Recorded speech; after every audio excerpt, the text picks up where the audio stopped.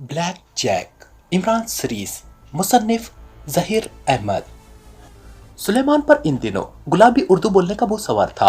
वो पिछले माह अपने आबाई गांव गया हुआ था और वहां 1.5 माह गुजार कर आया था और उसने आते ही गुलाबी उर्दू बोल बोल कर इमरान का नातका बंद कर रखा था। वो उर्दू और पंजाबी की ऐसी रीढ़ मारता था कि इमरान घंटों अपना सर पकड़े उसके जुमलों का मतलब सोचता रहता। बाज औकात वो ऐसे ऐसे जुमले बोल जाता था कि इमरान हंसते हंसते बेहाल हो जाता था। इस वक्त इमरान सोफे पर बैठा सुबह का अखबार देख रहा था और सुलेमान किचन में उसके लिए नाश्ता बनाने में मसरूफ था। किचन से उसकी ऊंची आवाज में गीत गाने की आवाज सुनाई दे रही थी, जिसके बोल कुछ इमरान की समझ में आ रहे थे और कुछ उसके सर पर से गुजर रहे थे। लेकिन सुलेमान यूं लहक लहक कर गा रहा था जैसे वो पंजाबी गायकी की दुनिया का सबसे बड़ा सिंगर हो।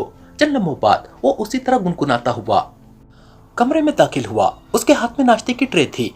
लो जी सोहने बादशाह, आपके लिए गर्मा गर्म नाश्ता तैयार है। सुलेमान ने नाश्ते की ट्रे इमरान के सामने मेज पर रखते हुए लहक कर कहा तो इमरान ने अखबार लपेटकर एक तरफ रख दिया। महाराज तानसेन की आखिरी नस्ल की आखिरी बेसुरीली औलाद, ये तुम सुबह सुबह किन बदरूहों को बुलाने के लिए राग अलाप रहे हो? इमरान ने उसकी तरफ देखकर मुस्कुराते हुए कहा, राग और वो भी बेसुरे। एक कह के तुसी ने मेरे दिल विच हरिया मिर्चा भर दी है। मैंने मलका तरन्नुम दूर जहां दा निहायत सुरीलाते दिलकश गीत गा रहा था। सुलेमान ने बुरा सा मुंह बनाते हुए कहा, दूर जहां? ये दूर जहां कौन है? किसी फॉरेन कंट्री के सिंगर को तो तुम दूर जहां नहीं कह रहे। इमरान ने हैरान होते हुए कहा, मैं मलिका तरन्नुम महानूर जहां दी गल कर रहा हूँ साहब जी। वो चूंकि अब इस दुनिया में नहीं रही और इस जहां तो दूर चली गई है, इसलिए मैं उन्हें मलिका तरन्नुम दूर जहां कह रहा हूँ। सुलेमान ने बड़े फलसफियाना लहजे में कहा तो इमरान बेख्तियार हंस पड़ा। तो क्या तुम्हारे जिस्म में उस मैडम दूर जहां की रूह हुलूल कर गई है और इसीलिए तुम उसके गीत गा रहे हो? इमरान ने हंसते हुए कहा और चाय का कप उठाकर चाय सिप करने लगा। ऐसी गल नहीं है साहब, मैं मलिका तरन्नुम दूर जहां का बहुत बड़ा फैन बल्कि पेडिस्टल फैन हूँ। उन्हें दी दिल सोज आवाज ले और उनकी गायकी दा दिलदा दा बल्कि दिल परदादा हूँ। इसलिए मैं उनके गीत गाकर उनकी रूह को सुकून बख्शता रहता हूँ। सुलेमान ने कहा तो ना चाहते हुए भी इमरान के हलक से कहकहा निकल गया। तुम उस मैडम दूर जहां के गीत गाकर उनकी रूह को सुकून बख्श रहे हो या उनकी रूह को तड़पा रहे हो प्यारे? इमरान ने कहा, तड़पा रहा हूँ। वो कैसे? सुलेमान ने हैरान होकर कहा, वो ऐसे मेरे चुन्ने मुन्ने बच्चे कि मलका तरन्नुम के गाए हुए गीत जिस अंदाज में तुम गा रहे हो उसे सुनकर मलका तरन्नुम दूर जहां की रूह बेबसी से तड़प रही होगी और उसका बस नहीं चल रहा होगा कि वो तुम्हारे सर पर आकर इतने जूते मारे कि तुम तो क्या तुम्हारी आइंदा पैदा होने वाली 7 नस्लें भी गंजी पैदा हों। इमरान ने स्लाइस उठाते हुए कहा, जान दे ओ जटा, मेरी आवाज अब इतनी भी बुरी नहीं है। सुलेमान ने कहा तो इमरान जो चाय का सिप ले रहा था उसके इस अंदाज पर इस बुरी तरह से हंस पड़ा कि बमुश्किल कब से चाय छलकती हुई बची थी। तो कितनी बुरी है ये खुद ही बता दो। इमरान ने हंसते हुए कहा कि गल कर रिया है ऐ शहजादिया, मैं जब गांव में ऊंची टेकरी में बैठकर गाना शुरू करना सा तो गांव की मटियारा मेरे आगे पीछे इकट्ठी हो जाती थी। सुलेमान ने फाकराना लहजे में कहा, उनके हाथ खाली होते थे? इमरान ने चौंक कर कहा, नहीं, किसी कोल डंडा, किसी के हाथ झाड़ू और किसी के हाथ विच कूड़े का डब्बा होता था। सुलेमान ने कहा तो इमरान के लबों पर एक बार फिर मुस्कुराहट तैरने लगी। बस फिर तो तुम्हारी ऐसी दुर्गत बनती होगी कि सारा गांव देखता होगा। इमरान ने मुस्कुराते हुए कहा, हाँ साहब, दुर्गत तो वाकई मेरी बनती थी। पहले ओ मैनू झाड़ू और डंडे मार मार कर अदमोया कर देती थी, फिर मुझ पर कोड़ा फेंकती थी, मगर फिर। सुलेमान कहते कहते रुक गया जैसे उसकी समझ में ना आ रहा हो कि वो आगे क्या बताए। मगर फिर क्या होता था? इमरान ने भी उसी के अंदाज में कहा, फिर पता नहीं उनके जहन में क्या आता था कि वो मुझे बड़ी इज्जत और मोहब्बत से उठाती थी, फिर मेरा मुंह काला नीला करती थी, फिर मेरे गले बीच जूतों का हार पहना देती थी, फिर एक मटियार कहीं से गद्दा हाँक लाती थी और मुझे उससे उल्टा बिठा दिया जाता था। कुछ मटियार मेरे आगे थे, कुछ मेरे पीछे होती थी। फिर मैं उन मटियारों के साथ गांव दे चक्कर लगाता था, मगर मेरी समझ में आज तक नहीं आया कि वो ए सब मेरी इज्जत अफजाई दे लिया करती थी या फिर मेरा मखौल बनाती थी। सुलेमान ने कहा तो इमरान के जोरदार कहे से कमरा गूंज उठा। असल में आज इमरान सुबह उठा था तो वह जरूरत से ज्यादा संजीदा था और सुलेमान से भी सीधे मुंह बातें नहीं कर रहा था। वो खासा उलझा हुआ और परेशान सा दिखाई दे रहा था। पहले तो उसे परेशान देखकर सुलेमान खामोश हो गया था, मगर जब उसने इमरान को हद से ज्यादा संजीदा देखा तो उसने जानबूझकर ऐसी अहमकाना बातें करना शुरू कर दी थी। मगर इस वक्त तक इमरान का मूड खासा बहाल हो चुका था, जिसकी वजह से वो सुलेमान की मजाहिया बातों पर खूब दिल खोलकर हंस रहा था। वो तुम्हारी इज्जत अफजाई करती थी अहमक, अगर उन्हें तुम्हारी बेइज्जती ही करना होती तो वो सड़े हुए अंडे, गंदे टमाटर और न जाने क्या क्या तुम पर फेंकती और फिर तुम्हें धक्के देकर गांव से निकाल देती या फिर तुम्हें उठाकर किसी कुएं में फेंक देती। इमरान ने हंसते हुए कहा, ओ हाँ, उन्होंने ऐसा कुछ नहीं किया सी। मैंने भी अपनी इज्जत अफजाई थे गला पाड़ पाड़ कर उन्होंने पुराने तो पुराने गीत सुनाने शुरू कर दिए थे। इस बार सुलेमान ने भी जवाबन मुस्कुराते हुए कहा, अगर उन मटियारों के साथ मैं भी वहां होता तो मैं उनसे तुम्हारी और इज्जत अफजाई करा सकता था। इमरान ने कहा, ओ किस तरह साहब जी? सुलेमान ने इमरान की जानिब इश्तियाक भरी नजरों से देखते हुए कहा, मैं तुम्हारा सर मूंड कर तुम्हारी भूमि भी साफ करा देता, फिर तुम्हें फक्त बनियान और अंडरवियर में उस गधे पर बिठाकर गांव से शहर और शहर से पूरे मुल्क में ले जाता, जहां तुम जैसे गायक की पूरे मुल्क में धूम मच जाती। इमरान ने मुस्कुराते हुए कहा, साहब जी मजाक एक पासे, एक गल दसो, रात अब खैरियत नाल ते सोए सी ना? सुलेमान ने संजीदा लहजे में कहा। हाँ, क्यों? इमरान ने चौंक कर पूछा। ताड़े बिस्तर में चूटियां वगैरह तो नहीं आ गई थी? सुलेमान ने कहा। चूटियां? क्या मतलब? इमरान ने कहा, क्योंकि वो सुलेमान की बात का मतलब न समझ पाया था। तुझसे कोई डरोना सपना, मेरा मतबल है, ख्वाब तो नहीं देखा था? सुलेमान ने उसी अंदाज में कहा। नहीं। क्यों? मगर तुम क्यों पूछ रहे हो? इमरान ने वाकई हैरान होते हुए कहा। वो अभी तक सुलेमान की बातों को न समझ सका था। तहानो किसी शहर की मटियार दे नाल इश्क विश्क तो नहीं हो गया? सुलेमान ने कहा तो इमरान उसकी जानिब गौर से देखने लगा, लेकिन सुलेमान के चेहरे पर गहरी संजीदगी नजर आ रही थी। तुम्हारे होते हुए मैं किसी मटियार का बार कहां से उठा सकता हूं सुलेमान मियां? इमरान ने कहा। मेरे होते हुए? अरे वो क्यों? इस बार हैरान होने की बारी सुलेमान की थी। जाहिर है मैं तुम्हारे ही खर्चे नहीं उठा सकता तो किसी मटियार का खर्चा कहां से उठा सकूंगा? तुम तो फिर मुझ गरीब पर तरस खाकर उधार लाकर मुझे चाय पिला देते हो और मूंग की दाल खाने के लिए दे देते हो। अगर मैं किसी मटियार की छोटी सी ख्वाहिश भी पूरी ना कर सका तो मुझे ना चाय पिलाएगी और ना मूंग की दाल खिलाएगी। इमरान ने एक तवील सांस लेते हुए कहा तो सुलेमान बेख्तियार हंस पड़ा। अब मुझे यकीन हो गया है कि आपका जरूर किसी के साथ चक्कर चल निकला है। सुलेमान ने हंसते हुए कहा। चक्कर? कैसा चक्कर? इमरान ने चौंक कर कहा। वही चक्कर जिसमें न रात को नींद आती है न दिन को सुकून। रात तारे गिन गिन कर गुजर जाती है और दिन को जिस्म सूरज की गर्मी से पिघल जाता है। जब तक उसका दीदार न हो जाए चेहरा मुरझाया रहता है, आंखें सूज जाती है, रंग पीला पड़ जाता है और रगों में दौड़ते हुए खून की रफ्तार कम हो जाती है, जिससे अच्छा भला सेहतमंद आदमी भी बीमार बीमार सा नजर आने लगता है। सुलेमान ने कहा तो उसकी बात सुनकर इमरान बेख्तियार हंस पड़ा। वो समझ गया था कि सुलेमान बड़े मानीखेज अंदाज में उसकी संजीदगी और परेशानी की वजह पूछ रहा है जो सुबह उसने इख्तियार कर रखी थी। तुम ठीक कर रहे हो प्यारे, मुझे वाकई वो हो गया है। इमरान ने अचानक चेहरे पर सोगवारी तारी करते हुए कहा तो सुलेमान बेख्तियार उछल पड़ा। उसके चेहरे पर अचानक रंगों की फुहार सी बरसने लगी थी। इश्क? सुलेमान ने जल्दी से कहा। नहीं। इमरान ने नफी में सर हिलाते हुए कहा तो सुलेमान के अरमानों पर जैसे ओस सी पड़ गई। आपने खुद ही तो कहा था कि आपको वो हो गया है। सुलेमान ने जल्दी से कहा। हाँ, मुझे वो हो गया है। इमरान ने फिर उसी अंदाज और लहजे में कहा। ये वो है क्या? आपको कैसे और कब हो गया है? सुलेमान ने सर झटक कर कहा। कल रात हुआ था, फिर आधी रात को खत्म हो गया, मगर अब फिर हो गया है। इमरान ने चेहरे पर और ज्यादा गम और उदासी तारी करते हुए कहा तो सुलेमान चंद लम्हे गौर से इमरान को देखता रहा। इमरान का अंदाज साफ बता रहा था कि वो सुलेमान को पूरी तरह जिद करने पर तुला हुआ है। अरे बाप रे, कहीं आपको इख्तिलाज क्लब तो नहीं हो गया? सुलेमान ने बौखलाए हुए लहजे में कहा। नहीं, मुझे वो हो गया है। इमरान ने कहा। खुदा का शुक्र है, वरना मुझे फिक्र लग गई थी कि अगर आपको इख्तिलाज क्लब हो गया तो मैं अपनी तनख्वाह किससे वसूल करूंगा। लेकिन ये आपको वो नाम की बीमारी हुई क्या है? सुलेमान ने कहा। बीमारी नहीं, वो हो गया है। इमरान ने उसी तरह संजीदा लहजे में कहा तो सुलेमान ने बेख्तियार अपना सर पकड़ लिया। लगता है आपको डबल बल्कि ट्रिपल निमोनिया हो गया है, जिसने आपके दिमाग पर गहरा असर डाल रखा है। सुलेमान ने जिद होते हुए कहा। नहीं, निमोनिया भी नहीं हुआ, वो हुआ है जो नहीं होना चाहिए था। इमरान ने दिलगिर लहजे में कहा। वो हो गया है जो नहीं होना चाहिए था? क्या नहीं होना चाहिए था? सुलेमान ने हैरान होते हुए कहा। इमरान की बात वाकई उसके पल्ले नहीं पड़ रही थी। वही जो हो गया है, इमरान ने कहा, और इस बार सुलेमान का दिल चाहा कि वो या तो इमरान के सर पर कोई चीज दे मारे या अपने सर पर मार ले।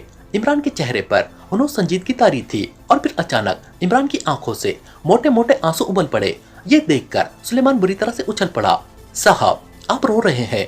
सुलेमान ने इमरान की आंखों से मोटे मोटे आंसू देखकर इंतहा परेशान और बौखलाए हुए लहजे में कहा। नहीं, आंसू बहा रहा हूँ, इमरान ने जवाब दिया। सुलेमान की हालत देखने वाली हो गई थी। उसकी समझ में नहीं आ रहा था कि वो इमरान की बात सुनकर हंसे या उसके आंसू देखकर खुद भी रोना शुरू कर दे। मगर आप ये आंसू क्यों बहा रहे हैं? आखिर हुआ क्या है? सुलेमान ने परेशानी के आलम में होंठ चबाते हुए कहा। मुझे वो जो हो गया है, इमरान ने कहा तो सुलेमान ने बेख्तियार अपने सर के बाल दोनों हाथों से पकड़ लिए। फिर वो हो गया है, आखिर ये वो है क्या? सुलेमान ने अपने बाल नोचते हुए कहा। वो इमरान ने बड़ी बूढ़ियों की तरह हाथ नचाते हुए कहा। अगर आपको वो हो गया है तो फिर मुझे भी वो हो गया है, सुलेमान ने गुस्सीले लहजे में कहा। लेकिन तुम्हें वो कैसे हो सकता है? इमरान ने बड़ी मासूमियत से कहा। अगर आपको हो सकता है तो मुझे क्यों नहीं हो सकता? सुलेमान ने गुस्सीले लहजे में कहा। हाँ, ये भी ठीक है, लेकिन तुम्हें वो नहीं हुआ जो मुझे हुआ है, इमरान ने जोर से सर हिलाते हुए कहा। तो सुलेमान का दिल चाहा कि वो दीवारों से टकरे मारना शुरू कर दे। इमरान के चेहरे पर हद से ज्यादा संजीदगी छाई हुई थी और उसके जिस तरह आंसू बह रहे थे, उस पर इमरान ने जिस तरह वो की गर्दान जारी कर रखी थी, उससे सुलेमान को वाकई इख्तिलाज तलब होना शुरू हो गया था। साहब, खुदा के लिए मैं आपके घुटनों को हाथ लगाता हूँ, मुझे बता दे कि आपको क्या हुआ है और आप इस तरह से आंसू क्यों बहा रहे हैं? सुलेमान ने रोनी सूरत बनाकर इमरान के सामने बाकायदा हाथ जोड़ते हुए कहा। बताया तो है कि मुझे वो हो गया है, अब मैं तुम्हारे लिए आंसू ना बहाऊं तो क्या करूं? इमरान ने जेर लब मुस्कुराते हुए कहा। मेरे लिए? क्या मतलब? आप मेरे लिए आंसू बहा रहे हैं, मगर क्यों? सुलेमान ने और ज्यादा हैरान होते हुए कहा। इसलिए कि मुझे, इमरान ने इतना ही कहा था कि सुलेमान पैर पटकता हुआ कमरे के दरवाजे की तरफ बढ़ता चला गया। मुझे मालूम है कि आपको वो हो गया है, आपको वो मुबारक हो, मैं जा रहा हूँ, सुलेमान ने कहा। लेकिन तुम जा कहाँ रहे हो? इमरान ने कहा। वो करने, सुलेमान ने मुड़कर गुस्सीले लहजे में कहा। अच्छा बैतुल खला जा रहे हो? इमरान ने मुंह बनाते हुए कहा। बैतुल खला नहीं, मैं किचन में जा रहा हूँ, सुलेमान ने गुस्सीले लहजे में कहा। लेकिन किचन में तुम भला वो कैसे कर सकते हो? इमरान ने हैरान होते हुए कहा। तो सुलेमान के नथनों से सांड जैसी आवाजें निकलने लगी। मैं किचन में खुदकुशी करने जा रहा हूँ, समझे आप? सुलेमान ने दांत कचकचाते हुए कहा। देखा, मैंने कहा था ना कि मुझे वो हो गया है, अब तुम यही करोगे और तुम कर भी क्या सकते हो? इसीलिए तो मैं रो रहा हूँ। तुम्हारे बाद मैं जली कटी किसकी सुनूंगा? मुझे चाय कौन पिलाएगा? मेरे लिए मूंग की दाल कौन बनाएगा? और मुझसे बचपन से लेकर अब तक की तनख्वाहें कौन वसूल करेगा? हाय हाय, मेरा बावर्ची सुलेमान, हाय हाय। इमरान ने बकायदा बड़ी बुढ़ियों की तरह सीने पर हाथ मारकर रोना शुरू कर दिया और उसकी जानदार अदाकारी पर सुलेमान हैरत से आंखें फाड़कर रह गया। वो इमरान की जानिब यूं देख रहा था जैसे इमरान की बजाय वो किसी दूसरी दुनिया की मखलूक को देख रहा हो। चंद लम्हे वो इमरान को उसी अंदाज में देखता रहा और फिर तेज तेज कदम उठाता हुआ इमरान के पास आया और इमरान के कदमों में बैठकर उसने वाकई इमरान के घुटनों पर हाथ रख दिए। अरे अरे, ये क्या कर रहे हो? इमरान ने सुलेमान की इस हरकत पर बौखलाते हुए कहा। मैं मान गया साहब, आप जैसा अदाकार वाकई इस दुनिया में कोई नहीं हो सकता। मैंने सोचा था कि गांव से जो पंजाबी सीख कर आया हूँ उसे और उर्दू को मिलाकर मैं आपका नाटका बंद कर दूंगा। आप मुझे हर वक्त जिस तरह से जिद करते रहते थे, इस बार मैं आपको जिद होने पर मजबूर कर दूंगा, मगर मैं नाकाम हो गया हूँ। आपका मुकाबला करना और आपसे बातों में जीतना वाकई मुझ जैसे अदना बावर्ची के बस की बात नहीं है। मैं गुलाबी उर्दू से आपको पागल करना चाहता था, मगर आपकी वो ने मुझे ही पागल बनाकर रख दिया है। अब या तो आप मुझे वो के बारे में बता दे या फिर, सुलेमान कहता चला गया। या फिर क्या? इमरान ने मुस्कुराते हुए कहा। या फिर आप मुझे अपने हाथों से शूट कर दे, सुलेमान ने कहा, जैसे उसके सब्र का पैमाना लबरेज हो गया हो। ठीक है, कमरे की मेज की दराज से मेरा पिस्तौल ले आओ, इमरान ने संजीदगी से कहा। तो सुलेमान चौंक कर इमरान की शक्ल देखने लगा। पिस्टल का क्या करेंगे आप? सुलेमान ने हैरान होते हुए कहा। तुमने खुद ही तो कहा है कि मैं तुम्हें शूट कर दूं, और शूट जाहिर है पिस्टल से ही किया जा सकता है। तुम्हें शूट करने के बाद मुझे भी यकीन हो जाएगा कि मुझे जो वो हुआ था गलत नहीं हुआ था, इमरान ने बड़ी संजीदगी से कहा। तो आप मुझे गोली मारेंगे? सुलेमान ने इमरान के घुटने छोड़कर एक झटके से उठकर खड़े होते हुए कहा। गोली? अरे हाँ, मैं तुम्हें गोली कैसे मार सकता हूँ? मुझे जो वो हुआ था उस लिहाज से तो तुम्हें खुदकुशी करनी है, और वो भी 9 मंजिला इमारत की खिड़की से कूदकर, इमरान ने जल्दी से कहा। खुदकुशी 9 मंजिला इमारत की खिड़की से कूदकर? क्यों? मैं क्यों करने लगा 9 मंजिला इमारत से कूदकर खुदकुशी? सुलेमान ने हैरतज़दा लहजे में कहा। मुझे वो जो हुआ है, इमरान भला इतनी आसानी से कहाँ बाज आने वाला था? अब तो वाकई मुझे खुदकुशी करना ही पड़ेगी, और मैं 9 मंजिला इमारत से नहीं बल्कि 18 मंजिला इमारत से कूदकर खुदकुशी करूंगा, सुलेमान ने एक बार फिर गुस्से में आते हुए कहा। नहीं, तुम 18 मंजिला इमारत से नहीं 9 मंजिला इमारत से ही कूदोगे, क्योंकि मुझे यही महसूस हो रहा है, इमरान ने कहा। तो सुलेमान बुरी तरह चौंक पड़ा। महसूस होना? तो आप वो महसूस होने को कह रहे थे? सुलेमान ने जल्दी से उसकी बात का मतलब निकालते हुए कहा। हाँ, मैं जब सुबह सोकर उठा तो मुझे महसूस हुआ था कि मेरा प्यारा बावर्ची आज 12 बजे से पहले किसी न किसी बात पर तंग आकर 9 मंजिला इमारत से कूदकर अपनी जान दे देगा, और मैं अपने इस बावर्ची को कभी नहीं देख सकूंगा। इसीलिए मैं तुम्हारे सामने आंसू बहा रहा हूँ ताकि तुम्हें यकीन आ जाए कि मैं तुम्हारा किस कदर खैरख्वाह और कदरदान हूँ। इमरान ने कहा तो सुलेमान का दिल चाहा कि अपने पाँव से जूता उतार कर खुद ही अपने सर पर मार मार कर अपना सर गंजा कर ले। उसने इतने दिनों से इमरान को गुलाबी उर्दू बोल बोल कर परेशान कर रखा था और इमरान ने एक ही दिन में उसका हिसाब बेबाक कर दिया था। शायद इसे कहते हैं खुदा पहाड़ और निकला इमरान। सुलेमान ने मुंह बनाते हुए कहा तो उसकी बात सुनकर इमरान ने उछलकर एकदम उसकी गर्दन पकड़ ली। तुमने मुझे चूहा कहा। तुम एक मामूली बावर्ची। Ali Imran MSc DSc Oxon को चूहा कहो, मैं तुम्हारी गर्दन तोड़ दूंगा, मुक्का मारकर तुम्हारे दांत तोड़ दूंगा और तुम्हें वो कर दूंगा, वो मतलब रंडवा, और वो भी बिन बियाह रंडवा। इमरान ने उसकी गर्दन दबोचते हुए मसनवी गुस्से की अदाकारी करते हुए कहा, साहब जरूरी नहीं है कि पहाड़ खोदने से चूहा ही निकले, बास पहाड़ खोदने से हीरे भी निकल आते हैं। मैंने सिर्फ आपका नाम लिया था, अब आप खुद को हीरा समझे या चूहा, ये तो आपकी अपनी अकल की बात है। सुलेमान ने इमरान से अपनी गर्दन छुड़ाते हुए कहा। तो इमरान उसके खूबसूरत जवाब पर बेख्तियार खिलखिलाकर हंस पड़ा। चलो किसी को तो मेरी कदर हुई जो मुझे हीरा समझने लगा है। इमरान ने हंसते हुए कहा। ही अंग्रेजी का लफ्ज है जिसके मानी मर्द के लिए इस्तेमाल होते हैं और रा कदीम जबाने की इब्रानी जबान में चूहे के लिए ही इस्तेमाल होता है, इसलिए आप खुद को चूहा समझे या हीरा, क्या फर्क पड़ता है। सुलेमान ने इमरान पर बड़ी खूबसूरत से चोट करते हुए कहा और इससे पहले कि इमरान उस पर जवाबी चोट करता, सुलेमान यकलक भागकर कमरे से बाहर निकल गया और इमरान ने बेख्तियार अपने सर पर हाथ फेरना शुरू कर दिया। खुदा की पनाह, बड़ा आलिम फाजिल बावर्ची है जिसे कदीम जमाने की इब्रानी जुबान रा का मतलब भी मालूम है, चाहे इसने इस लफ्ज का मानी अपनी पर्सनल लुगत से ही क्यों ना बनाया हो। इमरान ने कहा। बातों बातों में उसने नाश्ता भी कर लिया था। वो चंद लम्हे सोचता रहा। उसी लम्हे अचानक कमरे में पड़े हुए फोन की घंटी बज उठी तो इमरान ने हाथ बढ़ाकर रिसीवर उठा लिया। यस, अली इमरान, बंदा जाहिला बोल रहा हूँ। इमरान ने रिसीवर उठाकर अपने मखसूस लहजे में कहा। ताहिर बोल रहा हूँ इमरान साहब। दूसरी तरफ से ब्लैक जीरो की आवाज सुनाई थी। उसके लहजे में बेपनाह संजीदगी और तशवीश का उनसर नुमाया था, जैसे उसने इमरान की मजाहिया बात सुनी ही ना हो। ना सलाम ना दुआ, बस फोन उठाया, नंबर मिलाया और लट मार दी। क्या यही आदाब है तुम्हारे? इमरान ने गुस्से से कहा। ओह सॉरी इमरान साहब, ब्लैक जीरो ने जल्दी से कहा और सलाम करने लगा। हाँ अब हुई ना बात। बहरहाल पुतो नहाओ, दूधो फलो, और वो क्या कहते हैं, जीवता रह सोनिया। इमरान ने उसके सलाम का जवाब देकर एक बार फिर पटड़ी से उतरते हुए कहा। इमरान साहब, मैं इस वक्त बेहद परेशान हूँ, आप फौरन मेरे पास आ जाए। दूसरी तरफ से ब्लैक जीरो ने उसी तरह परेशान ज़दा लहजे में कहा। क्यों, क्या कोई खास बात हो गई है? इमरान ने ब्लैक जीरो के लहजे में शदीद परेशानी को महसूस करके संजीदगी से कहा। जी हाँ, बहुत ही खास बात हो गई है, आप प्लीज जल्द आ जाए। ब्लैक जीरो ने कहा। ठीक है, मैं आ रहा हूँ, इमरान ने कहा और रिसीवर क्रेडल पर रख दिया। उसके चेहरे पर यकलक बेपनाह संजीदगी और उलझन के आसार नुमाया हो गए थे। कहीं वाकई वो तो नहीं हो गया जिसके बारे में मैं रात भर से ही परेशान और फिक्रमंद हूँ, इमरान ने बड़बड़ाते हुए कहा। उसी लम्हे सुलेमान खाली ट्रे लिए हुए अंदर आ गया। वो शायद नाश्ते के बर्तन उठाने आया था। साहब जी, और चाय शाह पीनी है ते दसो आज मैंने, सुलेमान ने अपने मखसूस लहजे में कहा। मगर इमरान के चेहरे पर तरद्दुद और संजीदगी देखकर उसने अपना फिक्रा अधूरा छोड़ दिया था। सुलेमान, मैं दानिश मंजिल जा रहा हूँ, 10 बजे एक्रीमिया से रेड ब्रोंज की कॉल आएगी, उसे दानिश मंजिल के फोन से लिंक कर देना, इमरान ने संजीदगी से कहा। जी बेहतर, सुलेमान ने भी संजीदगी से कहा।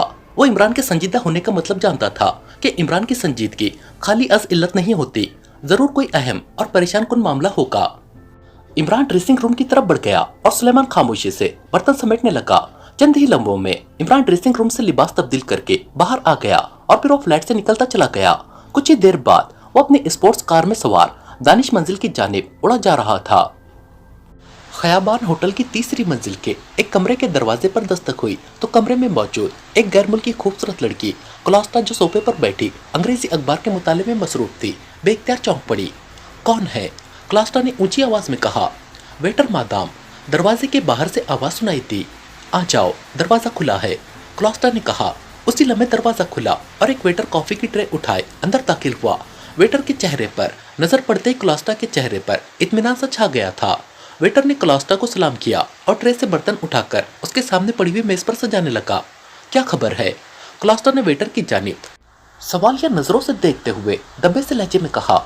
काम हो गया है मादाम, आप फिरदौस कॉलोनी कोठी नंबर 410 में पहुंच जाएं। वेटर ने कॉफी की प्याली तैयार करते हुए कहा। ठीक है, क्या वहाँ सब इंतजाम हो चुका है? क्लॉस्टर ने कहा, यस मादाम, तमाम काम मुकम्मल है। वेटर ने मुख्तसर से जवाब दिया। बीजे कहाँ है? क्लॉस्टर ने पूछा। वो भी वहीं पहुंच चुके हैं। उन्होंने मुझे आपको वहां पहुंचने का पैगाम देने के लिए कहा था, वेटर ने जवाब दिया। गुड, बीजे ने कोई खास कोड बताया है? क्लॉस्टर ने उसी अंदाज में कहा, यस मादाम, कोठी के गेट पर आप 3 बार मखसूस अंदाज में हॉर्न देंगी तो गेट ऑटोमेटिक खुल जाएगा। आप कार पोर्च में ले जाएंगी तो मुसल्ला अफराद आपसे कोड पूछेंगे तो आप एलाई कहेंगी। जवाब में आपको ओप्स कहा जाएगा और फिर आपको मेन रूम में बेजे के पास पहुंचा दिया जाएगा। वेटर ने कॉफी में चीनी मिलाकर क्लॉस्टर के सामने मौतबाना अंदाज में कप रखते हुए कहा, एलाई ओप्स, गुड, अच्छा कोड है।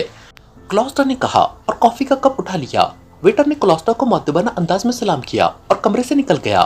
क्लॉस्टर ने बड़े इत्मीनान भरे अंदाज में कॉफी पीनी शुरू कर दी। फिर उसने कॉफी खत्म करके उठकर जल्दी जल्दी अपना सामान समेटा और एक सफारी बैग में डालकर वो बड़े मुतमईन अंदाज में कमरे से बाहर निकल गई। फिर होटल से बाहर आकर उसने एक टैक्सी हायर की और एक कमर्शियल प्लाजा में आ गई। कमर्शियल प्लाजा की बेसमेंट में जाकर उसने एक हॉस्टल निकाली और उसका कार्ड सिक्योरिटी गार्ड को देकर कार बाहर ले आई। चंद ही लम्हों बाद उसकी कार शहर की मुख्तलिफ सड़कों पर दौड़ती हुई फिरदौस कॉलोनी की जानिब बड़ी चली जा रही थी। फिरदौस कॉलोनी पहुंचकर वो कोठियों के नंबर चेक करने लगी। ये जदीद तर्ज की नई तामीर शुदा कॉलोनी थी और इस कॉलोनी की कोठियां बेहद वसी और फर्निश थी। कोठियों के नंबरों को देखती हुई उसने ब्राउन रंग की एक बड़ी सी कोठी के गेट के सामने कार ले जाकर रोक दी। कोठी के एक पिलर पर 410 लिखा हुआ था। क्लॉस्टर ने कार गेट के करीब ले जाकर 3 बार मखसूस अंदाज में हॉर्न बजाया तो गेट की जैली खिड़की खुली और एक खौफनाक चेहरे वाले नौजवान ने झांक कर गौर से क्लॉस्टर को देखा। फिर वो चेहरा पीछे हट गया और खिड़की बंद हो गई। फिर उसके साथ ही गेट खुदकार अंदाज में खुलता चला गया। जैसे ही गेट खुला, क्लॉस्टर कार अंदर ले गई और उसने कार पोर्च में ले जाकर रोक दी, जहां ऐसी ही 3 कारें पहले से मौजूद थी। क्लॉस्टर ने जैसे ही कार पोर्च में रोकी, गेट खुद ब खुद बंद हो गया और उसी लम्हे सुतूनों की ओट में छुपे हुए 3 नकाबपोश निकले और उन्होंने कार को घेर लिया। उनके हाथों में मशीन गनें थी। कोड, एक नकाबपोश ने क्लॉस्टर की तरफ देखते हुए कहा। एलाई, क्लॉस्टर ने कहा। ओप्स, नकाबपोश ने कहा और साथ ही उसने मशीन गन की नाल नीचे कर ली। उसके देखा देखी दूसरे नकाबपोशों ने भी गनें नीचे कर ली थी और वो तेजी से पीछे हटते चले गए।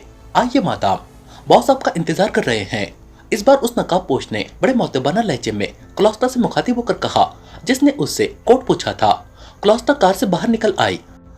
नकाबपोशों से लिए हुए कोठी के मुख्तलिफ कमरों से होता हुआ एक छोटे से कमरे में आ गया। उसने कमरे की शुमाली दीवार के करीब लगा एक स्विच बटन 3 बार मखसूस अंदाज में दबाया तो दीवार दरमियानी हिस्से से पटकर साइडों की दीवारों में घुसती चली गई। अब वहां एक और छोटा सा कमरा नजर आ रहा था। लिफ्ट में तशरीफ ले जाए मादाम, यह आपको बॉस तक ले जाएगी, नकाबपोश ने मौतबाना लहजे में कहा तो क्लॉस्टर उस छोटे से कमरे में दाखिल हो गई। जैसे वो कमरे में दाखिल हुई, उसका दरवाजा बंद हो गया और साथ ही क्लॉस्टर को यूं लगा जैसे छोटा कमरा नीचे की तरफ जा रहा हो। चंद लम्हों बाद फर्श को खफीफ सा झटका लगा और उसी लम्हे उसके सामने दरवाजा खुल गया। सामने एक हॉलनुमा बड़ा सा कमरा था। कमरे में तेज रोशनी फैली हुई थी और कमरा किसी बड़ी लेबोरेटरी का मंजर पेश कर रहा था। दीवारों के साथ बेशुमार बड़ी बड़ी अजीब व गरीब और पेचीदा मशीनें लगी हुई थी और वहाँ 6 अफराद सफेद कपड़ों में मलबूस और चेहरों पर सफेद नकाब लगाए उन मशीनों पर काम करते नजर आ रहे थे। सामने एक दीवार के कोने में शीशे का एक बड़ा सा कैबिन बना हुआ था, जिसमें एक बड़ी मेज के पीछे एक लंबा तड़ंगा और वर्जिशी जिस्म का शख्स बैठा हुआ था। उसने सियाह रंग का लिबास पहन रखा था और उसके चेहरे पर भी सियाह नकाब था।